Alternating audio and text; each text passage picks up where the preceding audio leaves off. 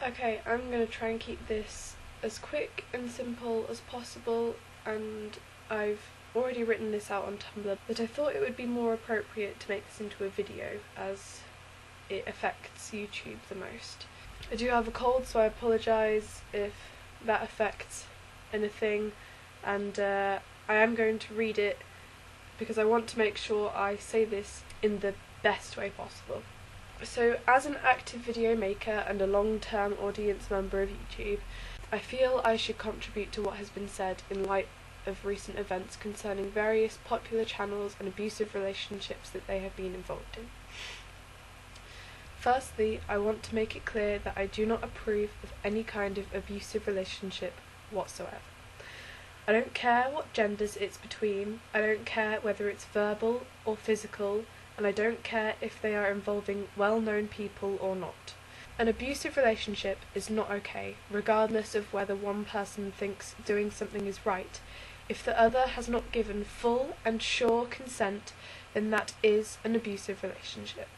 I acknowledge that various reports on the YouTubers are all completely serious, and I do think that the channels mentioned should publicly recognise on other sites as well, but mainly on YouTube, that what they have done is wrong, and that they should apologise for what they have done as well.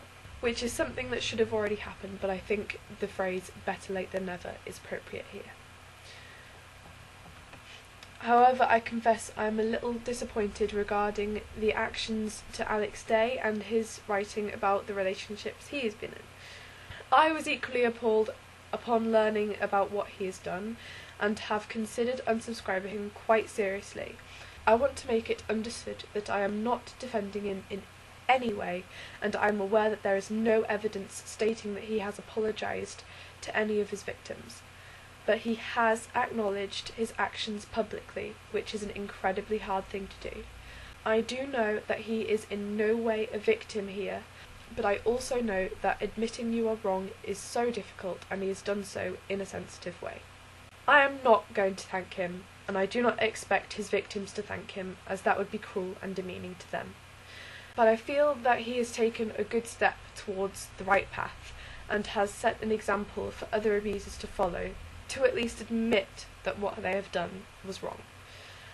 I expected a lot more from all of the YouTube channels, and I'm not saying that Alex deserves any sort of congratulation, but the fact that one of them has actually done something, I think is not a bad step towards remedying the situation, and I think we should, instead of telling Alex off more, encourage the others to also acknowledge that what they have done is wrong. I think this would be a good thing to begin to bring this awful situation to light. This is just my opinion, however, and I'm not looking to offend anyone by what I have said in this video. If you think I support this behaviour, I ask you to start watching this video again, because I do not at all. And that's all I have to say on the matter. Thanks for listening.